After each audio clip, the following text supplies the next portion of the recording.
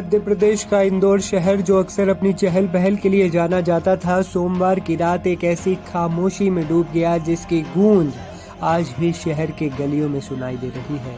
तेज बारिश के बीच रानीपुरा इलाके में जवाहर मार्ग पार्किंग के पास खड़ी एक 5 मंजिला इमारत अचानक भरभरा कर गिर गई। पलक झपकते ही एक खुशहाल घर, जो कई परिवारों का बसेरा था, मलबे के ढेर में बदल गया। सोचिए, एक पल पहले जहां हंसी ठिठोली थी, बच्चों की किलकारियां थी, वहीं अगले ही पल सिर्फ चीख पुकार और मौत का सन्नाटा छा गया। ये सिर्फ एक इमारत का गिरना नहीं था, ये था कई जिंदगियों के सपनों का मलबे में तब्दील हो जाना।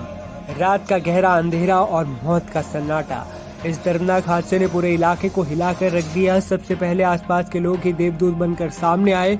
उन्होंने अपनी जान की परवाह किए बिना मलबे में दबे लोगों को बचाने की कोशिश शुरू कर दी। कुछ ही देर में नगर निगम पुलिस और एनडीआरएफ की टीमें पहुंच गईं और शुरू हुआ रेस्क्यू ऑपरेशन। रात भर जेसीबी मशीनों की गर्जना और बचाव कर्मियों की अथक मेहनत के बीच हर कोई बस एक ही उम्मीद लगाए बैठा था कि हर जिंदगी सलामत बाहर आ जाए।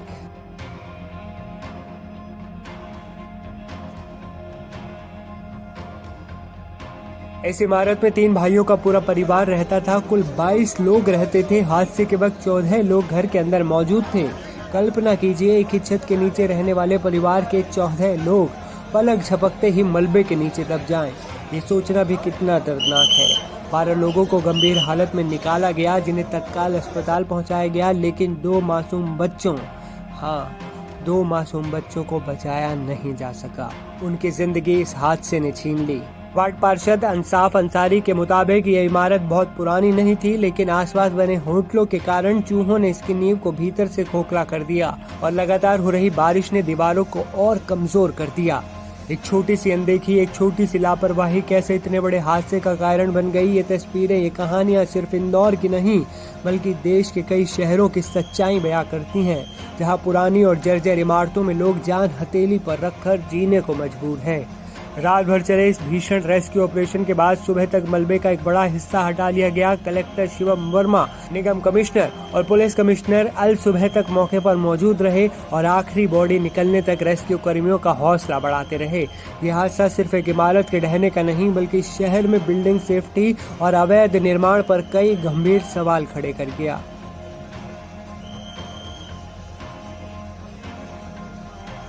दोस्तों, इस दर्दनाक हादसे ने हमें एक बार फिर सोचने पर मजबूर कर दिया है। क्या हम अपनी इमारतों की सुरक्षा को लेकर गंभीर हैं? क्या प्रशासन और जर्जर इमारतों पर ध्यान दे रहा है, जो कभी भी मौत का साया बन सकती हैं?